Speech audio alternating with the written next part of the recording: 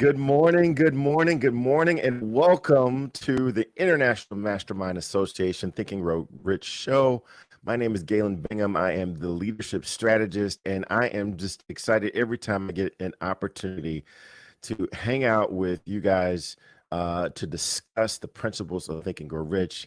This is an incredible book, an incredible philosophy. If you have not read the book, then first of all, never ever tell anyone that you've not read Think and Grow Rich. This is a classic that is foundational to everything self-help, motivational, and you just absolutely need to make sure that you've read the book. And then number two, you are in the right place for reinforcement, for learning, for discussing this philosophy, because today we're going to be discussing decision and really, really critical element of the process. But more important, we're going to have an incredible conversation with an amazing, amazing human being, an amazing speaker. This guy is an Olympian. You just don't want to miss this conversation because this conversation very well may change your life. So I want to give you just a few minutes to tag, email, text anyone that you believe needs to hear this conversation about decision, because this really is cornerstone to the entire process. Let me just share with you what the author says. The author, Napoleon Hill, says the majority of people who fail to accumulate money of sufficient for the money sufficient for their needs, really, or anything of substance, are generally easily influenced by the opinions of others. And then he goes on to say that if you are influenced by the opinions of others, you will have no desire of your own. Keep your own counsel. When you begin to put into practice the principles described here by reaching your own decisions and following them, take no one into your confidence except the members of your mastermind group. And that's what we're here to do for you today. We're here to be your mastermind group if you don't have one already. And it starts by understanding these principles, these philosophies, so that you can achieve whatever you say is most important. I could go on and on and on, especially when it comes to discussing this principle. I know someone though who has a little insight about making a decision, and that is none other than the founder of the International Mastermind Association, the lady who's gracing the cover of Inc. magazine at this very moment, Miss Ann McNeil. Miss Ann, welcome, welcome. Oh my goodness, Galen, thank you so very much. And to God be the glory. I have to say that I'm excited today for a lot of different reasons. And one of the reasons you just read and shared, first of all, let's remind everybody again, we are a mastermind group. We are the International Mastermind Association Think and Grow Rich Mastermind. And Napoleon Hill talks about the principle of decision, and that's what we're discussing today. The principle of decision, and we have a phenomenal guest who's not just a phenomenal guest, but when Galen was talking about take the mastermind group into your confidence only. And so, our special guest today, I am honored to be in a mastermind group with him. I'll let him tell that story, how that mastermind group was formed. But today, as we talk about the power of decision, I read something yesterday, and with your permission, Galen, I'd like to just share it with our audience. And I think that it just kind of really sets the stage. On a daily basis, I post something that talks about the utmost from his highest. A guy by the name of Charlie Tremendous Jones shared this book with me many, many, many, many years ago. And I read the book every day, but there was something that was in the 8th, July 8th, that stuck with me. And basically, Napoleon Hill just says that, not Napoleon Hill, but the author says that everything in our life will be held in temporary suspicion until you make a decision. everything in our life is held in suspension until you make a decision. Prior to that, he says, choose for yourself this day whom you will serve. Your choice must be deliberate determination. It is not something into which you will automatically drift. And everything in your life, can you imagine? Everything in your life will be held in temporary suspension until you make a decision. And so, with that, Galen, I'll just give it back to you because I just couldn't move away from that when I read it yesterday. It stuck with me as I am constantly reminded of the little decisions that we all make every single day. Like our guest is coming on that decided to be here today. Our, our friends in the chat on YouTube and on Facebook and all of the different platforms that's listening and making a decision to share. Please share the show. And also, please make sure you subscribe. But those are just my thoughts, Gaylord. I'm excited to be here. Very, very excited to be here this morning. Yeah, and back to your point, everyone who's made the decision to join us, I see a lot of familiar faces in the chat. Make sure that you not only subscribe, but if you are already a subscriber, hit that little like button, hit that little thumbs up button, because that helps us get found by others who are looking for success. They're looking for information. And again, I want to thank Dr. Raquel Rubin. She's always here. Colette, thank you for being here. Charisse DeBose and Doretha, I always see these names here on the show, in the chat. Renetta Gordon, Angelina, and Diane, thank you so much. Diane Kingflowers. We're gonna get into this because this is a conversation I've actually been looking forward to, because I know our guest just a little bit, but every time I get an opportunity to be in his presence, I grow. I feel like I've grown just by knowing that I'm going to have this conversation. So I'm going to bring in and introduce our speaker. But first, I've got some questions I want to ask you, and you can put just kind of your general comments in the chat. Number one, have you ever made a decision that you believe was impossible? Have you ever made an impossible decision? So that's the first question I want you to think about. And then after you've committed to that decision, did you ever have second thoughts? Did you ever question, is that really the right thing for me to do? Did you ever believe that there might not be light at the end of the tunnel? And what in the world am I doing?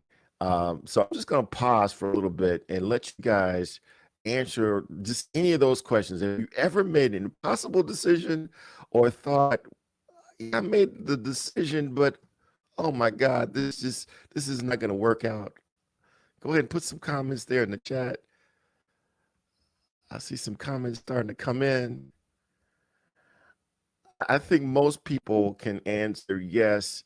And if you can't answer yes to those questions, then you're probably in denial, because we've all had impossible decisions that we've had to make, and we've had to really kind of give ourselves confidence that there's no need for second guessing. Well, our speaker, he names himself an overcomer, and that is absolutely the case.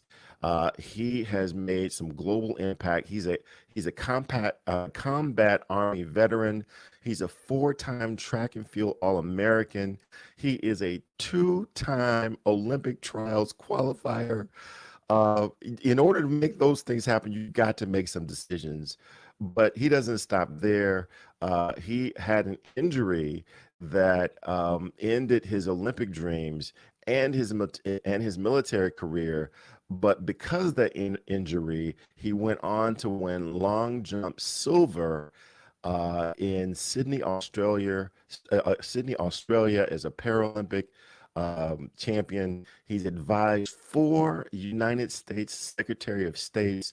He's founded the United States Olympic and Paralympic Committee's Paralympic Military Sport Program, which helped wounded, ill, and injured service members use sport as a tool for their rehabilitation.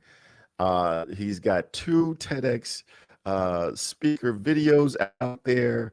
And I think most importantly, he is a homemade waffle lover. And if you guys know anything about our guest, you already know I'm talking about Mr. John Register. John, welcome to the show. Come on in. Dude, look. Oh my gosh, Galen, Miss Ann, it is so great to see all of you. Thank you for what you gift to the community as you are elevating excellence with people and just causing people, as we'll talk about today, to make those decisions so that they can be better in their life. Not for, that's all, I'm going to get into it already, not just for them, but because of the impact they're going to cause to other people. So that's okay. I'll start being quiet now. Yeah, well, hey, Rob Roof, go. My gosh, Miss Ruben's in the house. Okay, all right. I see that. What's up? well, hey, we are definitely going to get into this conversation. I can't wait. I got to ask though, John, how important you mentioned just a little bit about the importance of making decision. How important is this decision thing to some of the work that you've been able to accomplish, some of the accomplishments that you've had? I can only imagine that you had to make a decision, but I haven't been there. I haven't been in the Olympic trials. I haven't had to make life decisions. I haven't talked with U.S. secretaries of states. How important is this idea of making a decision to some of the things that you've accomplished? Well, I think you said it, Galen, earlier when you were, introducing it in the book, the chapter of decision making, right? And Henry Ford, it was talking about how fast he makes decision, and then if he was going to change the decision, how slowly he would do that, right? And so sometimes it almost felt like he was procrastinating because he'd already made the decision. And it's interesting over the course of my life, there's some things that sometimes it's hard to make that decision and you're trying to weigh all the impacts, but really that kind of that gut of that feel. I think General Colin Powell said it in his book. You're never going to get all the information. You're going to get maybe 70%, maybe 75%, and then inside your gut, you got to make the call. Because people are relying on that decision for them to move forward and the organization to move forward. And if you're holding that process up, it's really a disservice to them. And so, as to answer your question about that, Galen, it's really for me when I do make the fast decisions, because let me be clear. Sometimes I'm waiting a little bit too long to do some stuff. When I do make those decisions, they are pretty snappy, right? They are in a moment to where sometimes it's almost uncontrollable, and sometimes I'm in total control of it. So for those that don't know my background story, it's world-class athlete to 4-time All-American, Olympic trials qualifier, and I go into the military. And during the military, making a decision to go in the military is to run track and field, to keep my track and field career going. And from there, I go into Operation Desert Shield, Desert Storm, and I come back without a scratch. And I'm trying to make my 3rd Olympic trials, and this time I have the 400-meter hurdles. I misstep a hurdle, I dislocate my left knee, I sever the artery behind the kneecap, and 7 days later, I become an amputee because my left leg is amputated from that injury. And the reason I become an amputee is because, not so much because I knew what life was going to be like on the other side of that decision, but because I was in so much pain. And that took over more. I was in so much pain. I said, if I just get rid of my leg, I'll get rid of the pain. And so sometimes we make decisions because it's so painful to us. Other times we have a longer runway, or it's not the pain of that moment, but it's really the outcome for our life that's imbalanced. So 1 month after that, I'm sitting on my cousin's couch. My leg is now gone. I'm in tremendous pain there, but it's different pain. It's a phantom pain. And it's the worst excruciating pain that I've ever experienced. But my mindset was different. It was not to, the decision to take the leg off, you don't get the leg back when you do it. The mindset there was, I was in so much pain, I just wanted the pain to end. And then I saw on that day, that evening, the white Bronco chase of that O.J. Simpson chase on the I-5 freeway. And the commentators were reading a a note, and it looked like O.J. Simpson was going to check out. It looked like he was going to commit suicide. None of us knew what was going on. What we're doing was watching the police chase. And as I kept reading that note, I made a determined decision that no matter how bad it got, I was going to go through this moment because it's going to be better on the outside. And that was a split second decision, as fast as amputation, but for a different reason, that I was going to fight to live so that I could share this experience with others. It was a total shift. And I call that really the rebirth of kind of the spirit coming upon me to move in that direction. My wife gave me some great words and everything during that time. It's a new normal mindset for that. But that was the moment where I said, I'm going to push, I'm going to live in that moment. So that is kind of the baseline of but the lens I kind of look through on any decision for whether it's secretaries of state or sheikhs or kids that are 5, 6 years old, to get them to push them in that area. Wow. Yeah, I love hearing that story. And, the thing that I like about what I just heard is something I talk about with many of our guests. The best guests are those that you can see all the principles of Think and Grow Rich play into their life and play into their message. And I'm going to invite Ms. Ann to share those 13 principles. And as you listen to them, listen for all the principles that came into John Register's story. So, Ms. Ann. Wow, John, I was pulled into that because moment by moment we make decisions that are life-changing. But I think that when you think about this book and these principles, one of the things that Napoleon Hill has done for all of us is that he's given us a list of principles that we can base our decisions on to make it comfortable for us to know we've made the right decision. Because whatever decision we make is the right decision as long as we don't quit on the decision. We just continue to get data and more data and more data to make that shift. But I'd like to invite all of our listeners to just check in and listen to what Napoleon Hill calls the 13 principles. We call them 13 steps, but they all start with the power of desire. So listen in. Number 1 is desire. Napoleon Hill said that everything starts with a burning desire, a compelling reason for doing what it is we do. Step 2 is faith, having belief in our ability to attain that which we desire. Step 3 is what we call autosuggestion. Autosuggestion simply means being very intentional about the things that we are pouring into our thoughts, into our brains, and into our consciousness.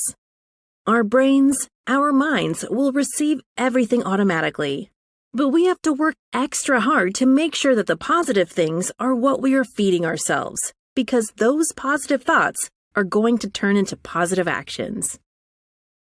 Step number 4 is specialized knowledge. No one person knows everything, even about whatever their particular area of expertise might be. And the value of the MasterMind principle is using the specialized knowledge of other people. Step number 5 is imagination, the workshop of the mind. Everything starts with our imagination and our thoughts, the burning desire to transform those thoughts into our reality. In order to do that, we have to take a look at step 6, which is organized planning. That is how we crystallize our desire into action, organizing ourselves. Having the thought and not acting on the thought isn't going to get us anywhere. We have the thought, we go through the organized planning to transform that thought into action. Step number 7 is decision. What Napoleon Hill said is the mastery of procrastination. Napoleon Hill said that the antidote to procrastination is simply to make a decision and then move on that decision. Step 8 is persistence. We have to have a sustained effort which is induced by our faith in order to achieve our goals. One of Napoleon Hill's books I love, even the title, 3 Feet from Gold. Those people who became rich during the gold rush in the wild, wild west days didn't do that because they were necessarily smarter or had better information than anyone else. It's because they stayed just a little bit longer. Sometimes people left when they were just literally 3 feet from gold. So hanging in there, being persistent, is step number 8. Step number 9, the power of the mastermind, the driving force. None of us can accomplish anything on our own. Everybody, I don't care who you are, from the most prominent person to the person who might be considered the lowest on the totem pole, everybody has someone who helped them get to where they are. And the power of the mastermind is being able to use those influences around us, use the thoughts, use the knowledge, use the exploration of other people to help us in achieving our goal. Step number 10, the mystery of sex transmutation. This title can be a little confusing, but essentially what the mystery of sex transmutation means is that we oftentimes in our society think of sex as being purely physical. It is absolutely physical, but what Napoleon Hill teaches us is that sex also has an emotional element, and that sex is the strongest of our desires. That if we can take our sexual energy, transform that into positive, creative influences, it can propel us to new heights. And so we spend quite a bit of time talking about the mystery of step 10, which is sex transmutation. Step number 11 is the subconscious mind, which Napoleon Hill tells us is the connecting leap between our human mind and the infinite intelligence, the source of all thought, the source of all creativity. Conscious mind, we spent some time talking about how we use that through the influence of autosuggestion and what we're feeding into our mind. Step number 12, which is the brain, the broadcasting and receiving station of thought. Final step number 13, the sixth sense, the door to the temple of wisdom. This is the final step through which infinite intelligence may and will communicate voluntarily without any effort from or demands by the individual. The principle is the apex of the philosophy. It can be assimilated, understood, and applied only by first mastering the other 12 principles. All right. Well, there you have it. There are all of the principles there. I want to bring John back in because like I said before, I really saw and heard all of those principles played out in the story. So, John, let's go ahead and bring John back up here, if we could. Because John, like I said, I heard all of the principles played out in your story. I heard desire. There had to be a lot of faith and visualization. You had clearly some specialized knowledge, but this is about the decision that you made. And Yeah. specifically, I just would love to understand. We heard earlier about how you made the decision pretty quickly, almost instinctually, before you could think about it. But I'd love to hear, were there people around you that were naysayers? There had to have been some people around you that were saying, look, this thing's impossible. Bless your heart, John. I understand your heart, but the mountain is just way too big. There had to have been some people. And then what did you do to follow the words of Napoleon Hill and keep counsel with yourself in the You know, face of everyone suggesting, it's safer, it's healthier for you to just put this dream on the shelf? Galen, I don't remember too many of the naysayers because I quickly there's a couple. There are a couple that come to mind when I really think about the naysayers, and it was more on people saying, you're always trying to be the best. You're always trying. Well, I mean, that's the mindset of an Olympic athlete, and if you're not in that mindset, I would argue you probably don't really want to be an Olympic class athlete because you're trying to be the best of the best people, like the Men in Black, right? The best of the best. And because of that, people will always be trying to thwart your dreams or trying to pick at them, or they don't see themselves in you and they can't attain your level, nor do you want to be with it. You're just on different frequencies. That's all. It's not that something's bad or good. It's just we're on different frequencies. And for me, the internal voice that was going on, when you pull the curtain back, was the positive voices that were there. the sergeant major of the Army who comes and sits with my wife during the closing of my leg, the closing operation after the amputation happened. The call from the Chief of Staff of the United States Army to say, I'm gonna bring another person in. This person's actually a general officer who has an amputation. I want you to hear from him. And so all these people started gathering around me. And it was really my wife at first, because I think she really buffered me from a lot. Alice, she buffered me from a lot of people that were kind of calling me, didn't know what to say, and I was trying to encourage them. And so she shielded me from some of that.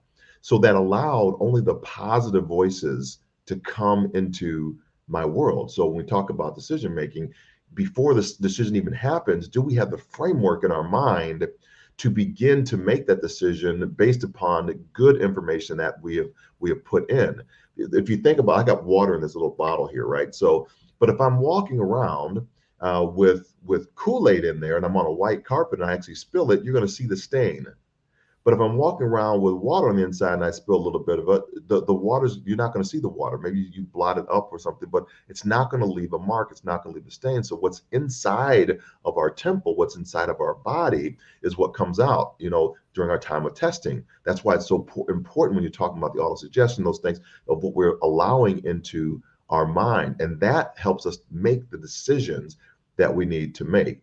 So in point of how that relates to, going down the road and making it, I have now, as a professional speaker, taken not just the principles of Think and Grow Rich, but how I've looked at it during the course of my life and boiled it down into really 3 buckets. And I'll get quickly into this decision-making bucket. The first one is a point of reckoning. The reckoning moment is having, it's graduated from when we get past the desire to go back to something that's no longer available to us during some type of traumatic event that happens. So we in other words, we don't go back to normal. People always say that. I just wish things would return to normal. It doesn't happen, right? Because we've already had time pass from that. Or we have a stamp, Dr. John Mauler always talks about a stamp that imprints in the brain during some type of a traumatic event.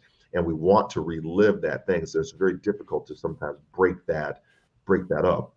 So that moves us then, once we graduate from that, into the transformation moment. When I call it transformation moment, is the decision-making process. It is the hurdle of the adversity. And of going back to what you just said, Galen, is that other people will sometimes stop us from going into that vision that we know that we have to do, that we have been told to do because of their belief. Other people believing for us what we can or cannot do, which is based upon what they believe they could or could not do if they were in our situation. So that's one. So we hold back to that. And number 2 is society impacts. What does society normalize about this situation that means that might take me against the grain of what society has said? And as Maslow's hierarchy of needs has declared to us, that you have food, shelter, clothing, and those things at the base, underneath all that is belonging, and we want to belong. And we want to belong so much it'll hinder us from making the decision that we need to make. When we do make the decision, it is what I call it's the growth, and that is from my coach, Remy Korchemny. He's a Ukrainian man. He's now 90 years old. And I wound up going and having a conversation with him about a couple 3 weeks ago, over Memorial Day weekend. And so Remy really helped me understand how to hurdle. He took me through the process to get me to that very unique or very specific thing that I wanted to accomplish, becoming an Olympian. And his coaching was powerful. It was great. But what Remy never did for me was he never ran a hurdle race for me. That was on me.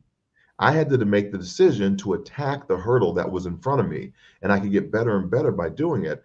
And that, I think, is what what holds people back from making that decision, is because it's on you. It's on the individual. No one can do that step for you. There's no book out there that can tell you that they can tell you how to do it. They can tell you what it's going to be like on the other side, but it's on the individual that makes the decision. No book can tell you to do that. You have to have it on the inside to hurdle whatever adversity or to the dream or whatever you want to do in life. Oh, I love that. I love that. Boy, that's tweetable, man. Nobody can run the hurdle for you. You've got to Right. do that for yourself. Oh my gosh. No one You can. are blowing up the chat lines, man. I got Johnny Lloyd, who is all over this. She says, mindset during a definitive moment is critical. Living the principle will transform your life. We got Renetta Gordon. She says that she usually does second guess her decisions, but she sticks with them until the end, and then she makes a slight pivot. Before we bring Ann in, I love to kind of build off of what Renetta said. How does the pivot thing work for you? Were there any pivots in your life where you said, "This is what I still want to do, but I'm going to pivot and do it just slightly different, take a slightly different route to getting to my goal"? Yes, I mean, we just all experienced 2.5 years ago the pandemic, right? All of us had to shift, and it's not that our goal was the target was still there. We just had to figure out a different way to climb the mountain to get to the flag that was planted at the top of the mountain. And so one of the things I did was I went back to other decisions I had made in life and what was the basis of those decisions. One was to get clarity. Like remember I told you, my wife, she 86 some people away from me, so that I could get clarity in what I was going to move forward in. So that's what I began doing. Anybody that was a naysayer that was going, oh, woe is me, this is not going to work, this and all this, I got those people so fast away from me so they would not impact and start suggesting to my mind that was not, these things weren't possible. And I started bringing into my world other individuals who I'd never met that were speaking positive, because I needed to change channels, get to a different frequency to allow that to get into my mind, so I could always be thinking about, how do I do this different? And one of those individuals was a woman named, her name is Dr. Avis Jones DeWeaver. And she doesn't even do what I do. I mean, she speaks a little bit, but she's a a marketing media mogul, and I'm not really that. But I was using the principles that she was taking, and I was inserting them into my own business, which caused me to think about things differently. So that's really the key, to think about it different. So most people that were saying in my world of a professional speaker in the meetings industry that we all kind of support, we support a client in that area. What happened was the negative speak that was like, we've never done virtual like this. We're always doing virtual now, but we've never done virtual. We haven't done it. And I challenged the community by saying, well, why did we talk about Johnny Carson so many years ago? And this is the older generation that had grown up with Johnny Carson, and saying that it felt like he was right in your living room. That after dinner, we would go down, we watch Johnny Carson show, and we would feel that he was talking right directly to us, and we were right there in the studio with him. So the answer, we've already seen the model that this has been done before. We just have to communicate through this little box, right? This camera. And newscasters come into our rooms every night. And so they're delivering to a total virtual audience, except for the people that are in the room with them that are putting the broadcast out. So because of that, I just had to see who's doing this the best. And let me see if I can mimic a little bit of what they're doing till I catch my own rhythm. So I started looking at people like Trevor Noah, and how he was doing his one show inside of his house. And I started putting that together. And then I said, okay, how do I want to do this? Because I'm not really Trevor Noah. I'm not really funny or anything like that. I don't call myself to be. And I started going out in the community where we couldn't really be around each other. And I took my camera out there and a little microphone. That's why I bought a little microphone. And I started becoming what I desired to be before anybody would ask me to be it. So I wanted to be, for example, the Mike Tirico of the Paralympic Games, for example. Well, NBC didn't call me to go to the Olympics in Tokyo or in Beijing. So I took my camera, went to the United States Olympic Committee Museum, the Olympic and Paralympic Museum, where my artificial leg sits in Colorado Springs, Colorado, in Olympic City, USA. And I went outside in the morning times, and I would just do the report in my newscaster voice. And then I would put it together and piece some little little art, what do you call it, the graphics into it, and I would send it out there. I cannot tell you, Galen, how many people came up to me and said, "Hey, how was Tokyo? How was Beijing?" And then I got picked up for 2 shows, one in Portland, Oregon, and one in another show on local shows in local markets, to talk about not just that, but my concepts around what I talk about in my keynote addresses: hurdle adversity, amputate fear, embrace a new normal mindset to win life's medals. So that became a new thing just because I started and made that decision a reality. Wow, amazing story. And we can have this conversation by ourselves. I know Ms. Ann is not going to allow that. So, Ms. Ann, you've got to be enjoying this conversation with what questions do you have? Listen. I'm excited, like everybody else sitting in the chat, listening to the two of you. My question it's really not a question, more so than a statement. I mentioned earlier when we opened the podcast that John and I are friends, and we've been friends for a very long time. We met through NSA, and we really connected through Black NSA. But I'd like to have John share 2 things. First, John, what was your first introduction to this book? Well, the first introduction. Wait, and then the second, I want you to share, then I'll just go back off camera, if you will. But anyway, the first is your first introduction to the book. Yeah. Right. And the second is, if you would share with our audience the story behind how you got into this all women's mastermind group. That's an easy one. Okay, so the first question is, somebody gave me the book Think and Grow Rich by Napoleon Hill a while ago. I had known about the book, and I tried going through it, and it just wasn't coming. I wasn't understanding it. No matter how I was like, I just didn't get the concept. So I believe I just was not ready to receive what the book was offering in that moment. And the reintroduction came through the NSA, National Speaker Association Black Mastermind, which Ann was really going through Think and Grow Rich. I said, okay, I'm going to pull off the shelf again. I'm going to really try to get into, understand what some of these concepts and principles are. And I think the blocker was, as being, I'm a person of faith, Christian, and I just wasn't seeing that in the book. And then when Ann kind of revealed where it started from, it kind of opened to me and said, oh yeah, I see the principles all over the place now. So I could open my mind up to it. And it was, and that was the first thing. As far as it contains, or the answer to the mastermind question, I saw Summer Owens and Ann McNeil and Denise Hamilton having a mastermind together. And I said, oh, I need to be in that. And I just Beauregarded, kicked the door down and said, y'all gonna take me in this group. because I sat next to Denise in the Black NSA aftercare, right? So we all mastermind after the event's over. What do most people do when they come to a conference? They leave early. They book their flight right after the time is over, and they don't allow a time period to sit in and just process what they have learned, what's relevant, what's not relevant, what can I implement, what's like, oh, maybe I'll implement that a couple of years from now.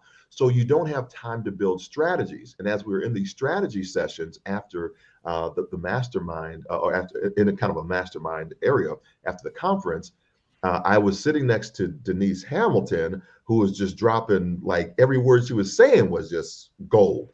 So, and now I have a joke with her. I call her my muse now. And every time she's about to speak, I say, wait a minute, hold up, stop. And I take my cell phone out and I hit record. I say, go. Because I know she's gonna drop some knowledge. And it's the same thing with Ann. I'll call Ann, and Ann will say, what's the first thing Ann always says to me? She says, oh, I knew you were gonna call me. I was like, what? And so she is down. And then, then Summer's just with her sweet self, right? She has just a different aspect, a way of thinking about things, and kind of brought that whole group together. So I really enjoy that they even allowed me into the mastermind. And we've been doing 3 years now, 4 years, 3, 4 years. 4 years we've been meeting. And I wanted to share that because we are a mastermind here every Saturday, and we have a number of people that come in and out.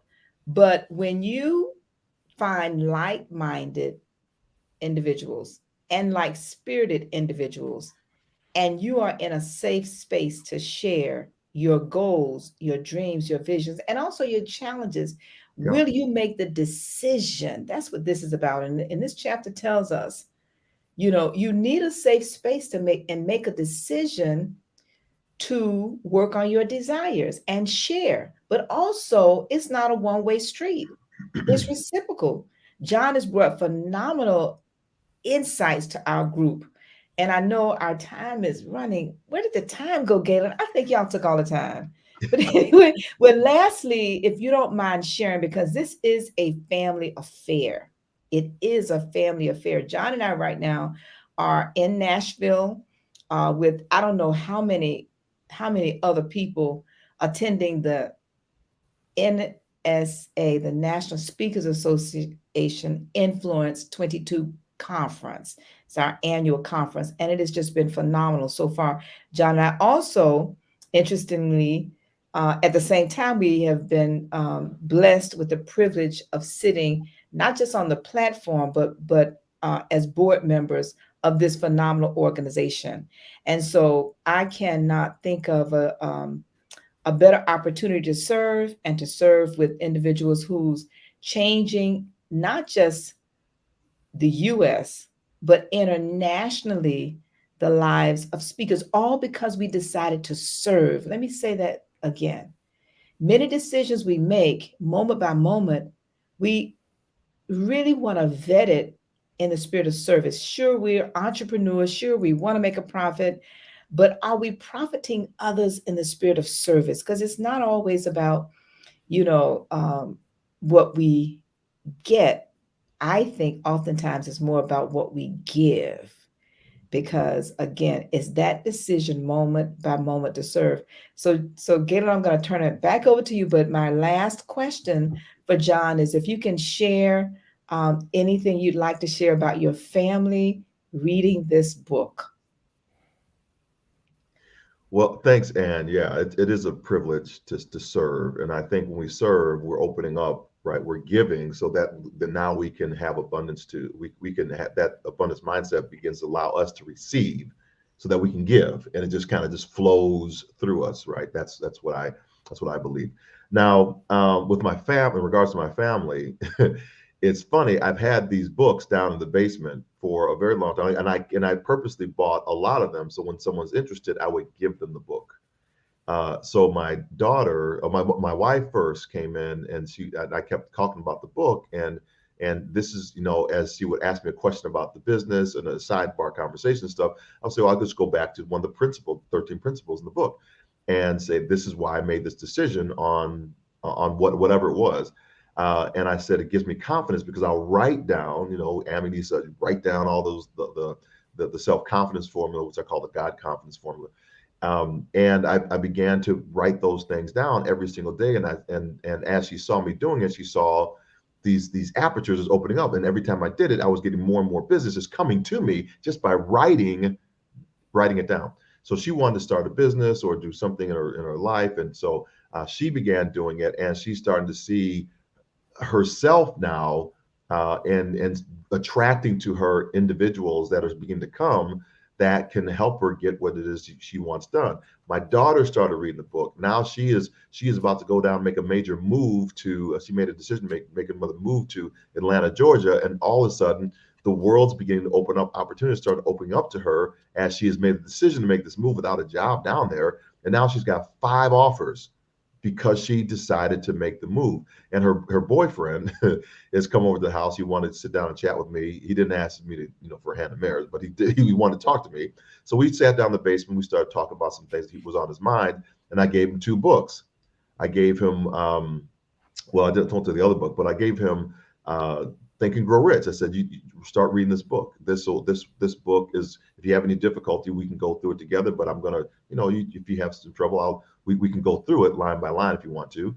but begin to start reading this and start enacting the principles in the book for some of the things that he was discussing that he wanted to do. And so we want to be givers of this. And one of the great book to give is Think and Grow Rich, because it will help people. Thank you. Thank you. All right, Galen. Yeah, so and before you leave, one of the things that John mentioned in his story was around gaining clarity around what it is that he wanted to do and how he wanted to pursue it, given his change in physical ability. Talk a little bit about this Clarity Mastermind process that you've launched.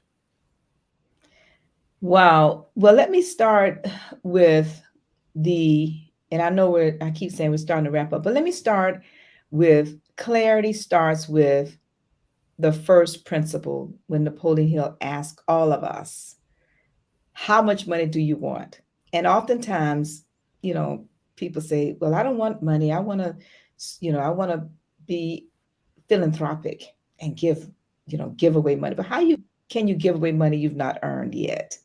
So I'm finding that journey of achieving that which I desire starts with me getting greater clarity about who I am, whose I am, and my confidence level and skill set to achieve that which I desire.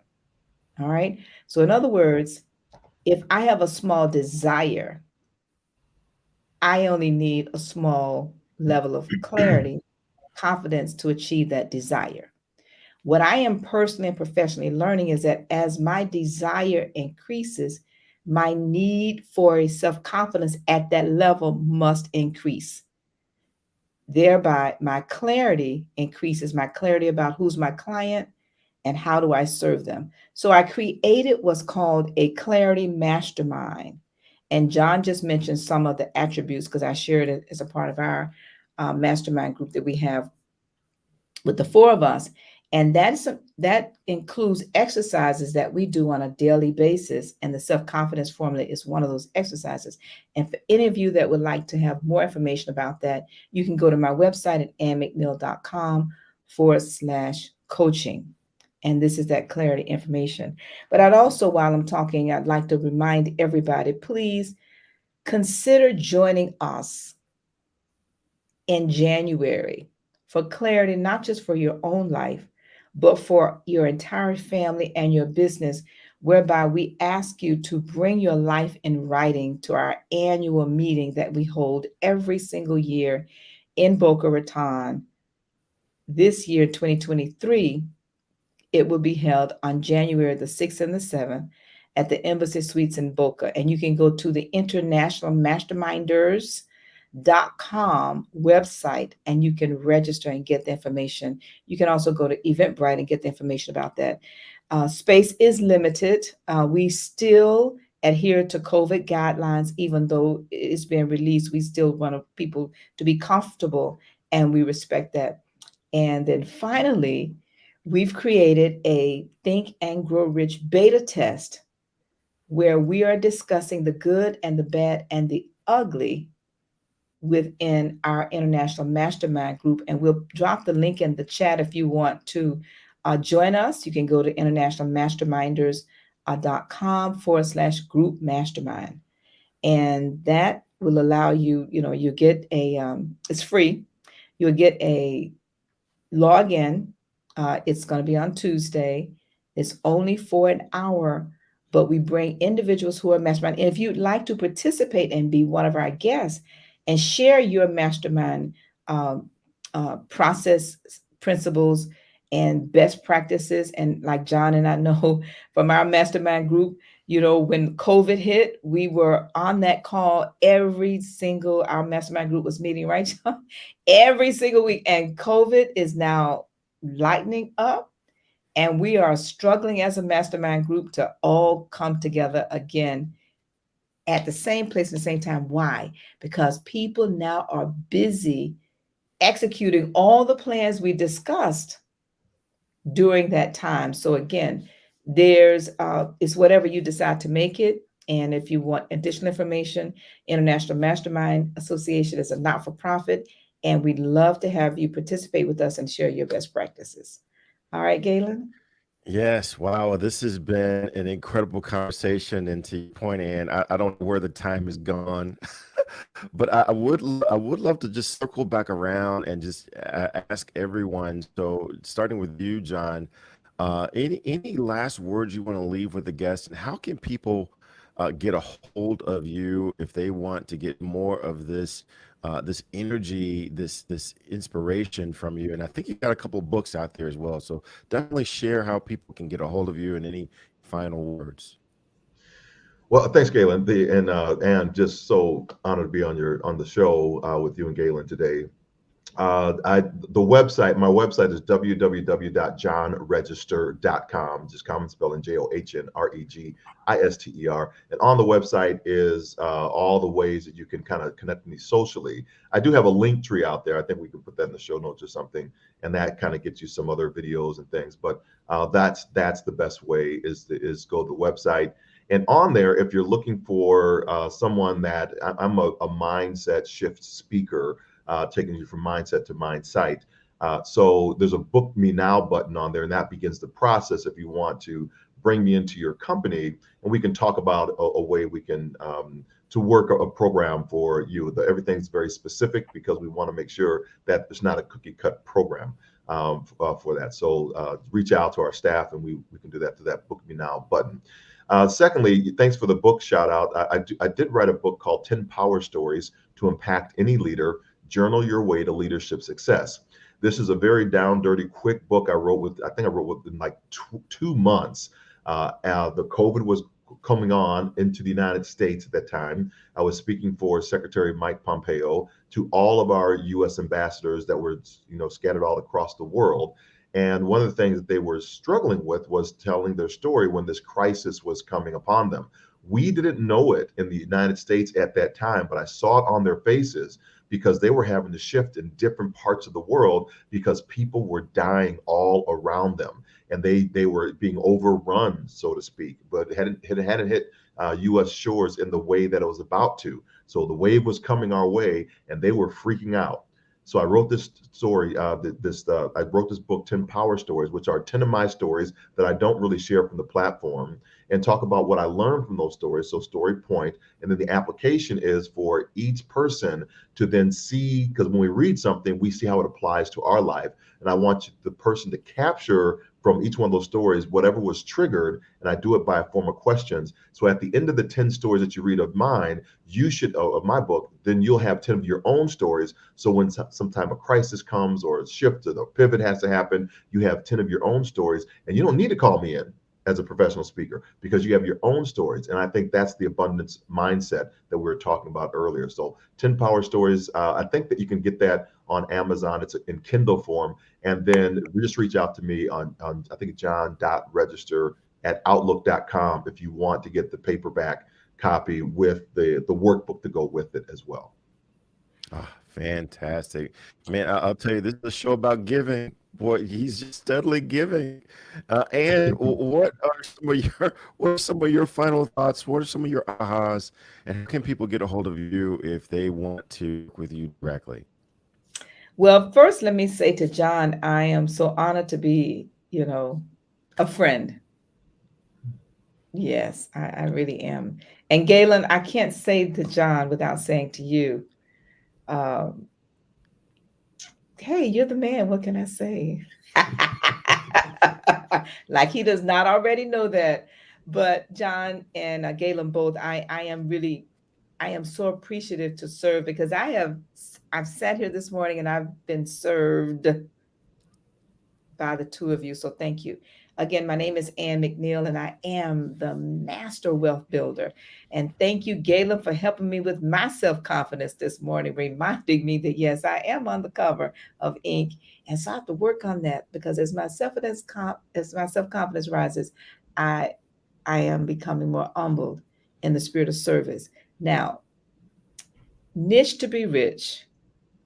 If you'd like to connect with me, you can check out my Niche to Be Rich event that I host once a year on an island.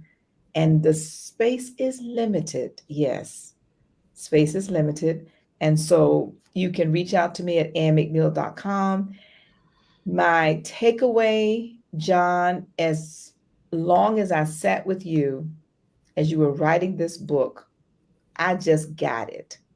I got all the pieces as you were writing and we were meeting and discussing. But to listen to you this morning talk about how it all fits together now that it's published, that has been my aha moment from this morning, along with everything else that was shared. But the whole idea of point story, which we all as speakers know, a point without a story and a story without a point, they're just words. But a story and a point, and then able to journal those thoughts cements the point and the story. So thank you so much for sharing. Galen. Wow, wow. I've taken all kind of notes. It's like I got a page full of notes. I had to change colors because I couldn't read my writing anymore. This has just been an incredible show. I'm going to share one of my ahas. This is just one, and I don't even know that, John, that you were intending this, but I love your story about how you worked your way into this all women's mastermind group. And what I wrote down because of that story is, don't request from the universe what you want. Inform the universe of the decision that you've made. I got the sense from that story that you weren't asking to be a part of their mastermind group. You were informing them that they had another member. And he didn't ask us if he could be in it either. He just Right. showed up and just kept coming. When is the meeting? Where's the meeting? And so how often do we, and I'm going to make this personal, how often do I request of the universe, can I have this? Can I achieve this? Am I entitled to that? And what I got from your story is, I just need to inform the universe of the decision that I've already made. And so that's absolutely tweetable. That's going to be plastered all over my screensaver. So thank you for that, John. And my name is Galen Bingham. I am the leadership strategist. You can go ahead, Miss Ann. I gotta share this synchronicity. John said something, and it is so true. I cannot explain it. He cannot explain it. I think of John, he calls. He think of me, I call. Cannot explain that. As a part of our clarity work, I invest about 90 minutes, maybe on a daily basis, first thing in the morning when I get up. I'm doing clarity exercises.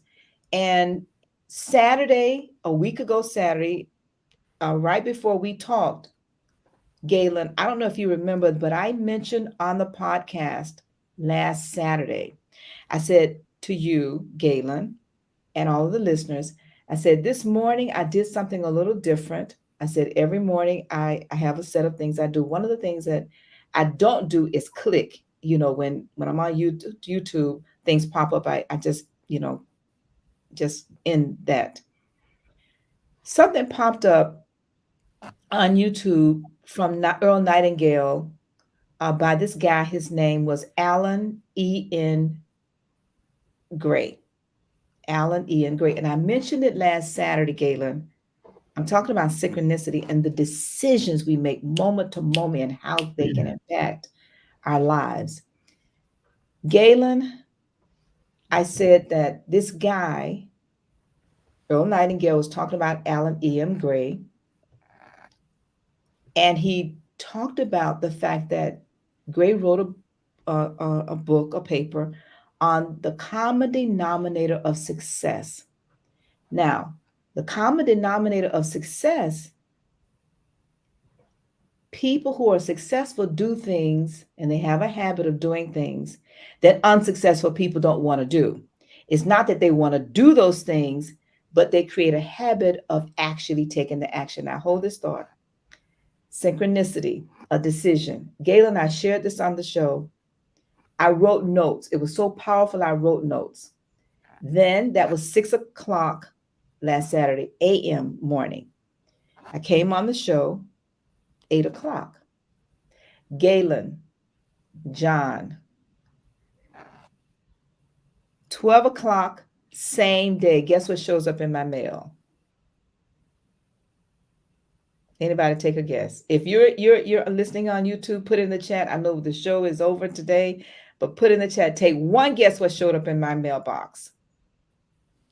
Blew me away. Hmm. I'm waiting, guys. Can somebody say something? I don't know. The common denominator of success. The book.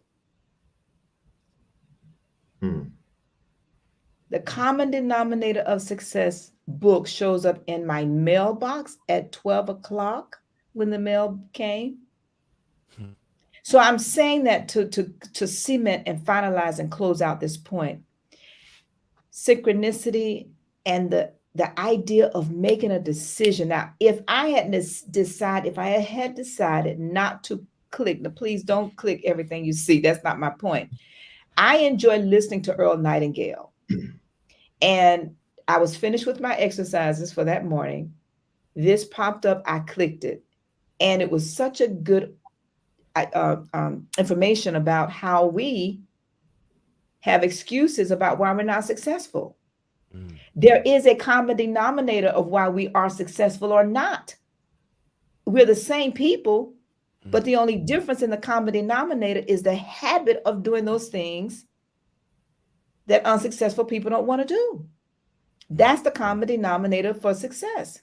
Mhm. And so to have that doggone book show up the same day within 4 hours, all I'm saying to all of us as we wrap this podcast up, this show up, think and grow rich by making the decision that you know in your spirit and your heart you need to make in the moment. My name is Ann McNeil, and I am the Master Wealth Builder, helping you to build a stronger, better life and business. Good morning. It doesn't get much better than that. It doesn't get much better than that. This has been an incredible conversation, as is every conversation that we have 8 a.m. Eastern Standard Time every Saturday morning, where we talk about a principle of thinking for rich. My name is Galen Bingham. I'm the leadership strategist. You can get a hold of me by going to, LinkedIn, Facebook, Instagram. My website is killglobalcoaching.com. I'm an executive coach. I'm a speaker. I'm a trainer.